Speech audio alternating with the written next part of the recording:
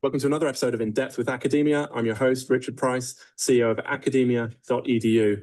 And today we're digging into a fascinating book that's honestly a little outside the usual academic fare, but wow, it might just have a few ideas to shake up how you think about, well, thinking. So we're talking about Metaphors in Mind, Transformation Through Symbolic Modeling by James Lawley and Penny Tompkins. Now, let's start right at the big question this book tackles, which is a doozy. Lawley and Tompkins are tackling the way metaphors, those little poetic things we use in language, how those actually shape our inner experience. And that's not just a poetic idea. If you stop to think about it, so much of how we describe our life, our problems, our dreams is done through metaphor. I feel stuck, or I'm at a crossroads. We all use this language, but what happens if you actually work with these metaphors directly? This isn't just academic curiosity. There's a practical therapeutic application here, which could matter to anyone trying to, get unstuck, make a change, or just understand themselves better. But remember, my job is to present what's in the book, not to say it's absolute truth or a miracle solution. Academic work is a set of insights, not the final word. So how do Lawley and Tompkins go about solving this puzzle?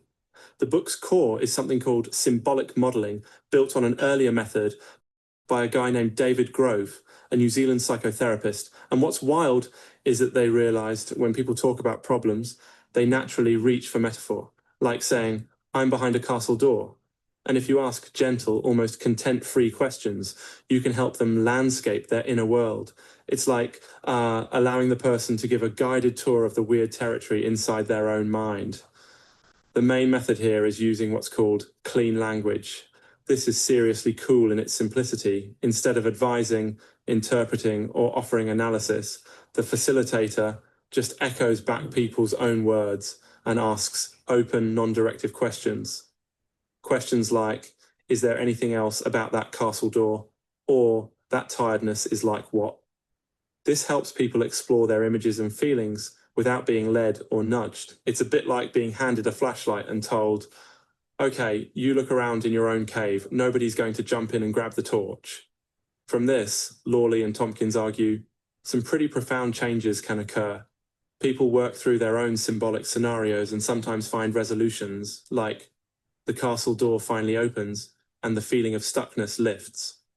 The insight is that handling inner problems as stories, images, or metaphors can be as powerful as simply talking them out, and maybe for some people, even more transformative. The important bit for you, the listener, is that this process is gentle, person-led, and focuses on genuine understanding rather than pushing an agenda. Isn't it interesting to think that your brain might sometimes operate more like a folk story generator than a logic machine?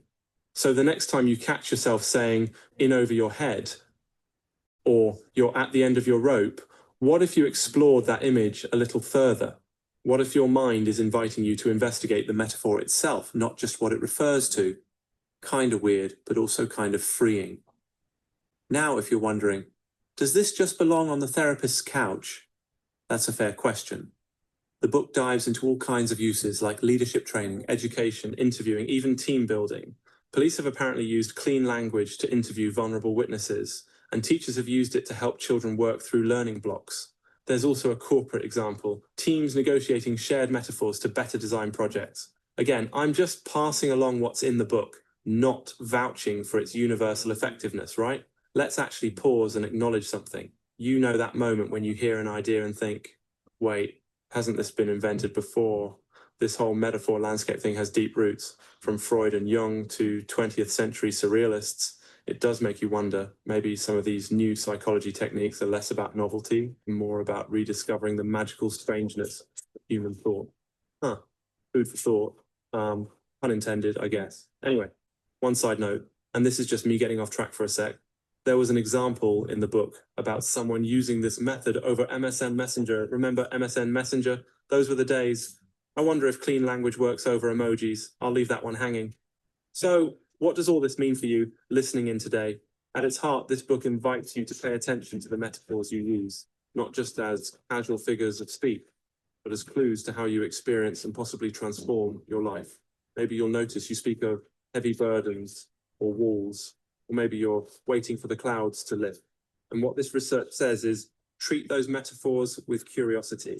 You might actually find by working with them, small shifts become possible.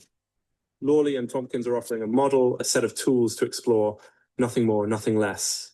It's up to you to experiment, reflect, and see what, if anything, resonates. That wraps up today's episode.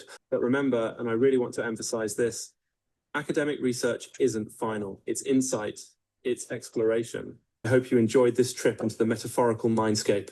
And remember, every new academic paper is just another path to explore. Thanks for listening to In Depth with Academia. Until next time, keep asking questions, keep exploring, and don't be afraid to look behind your own castle doors.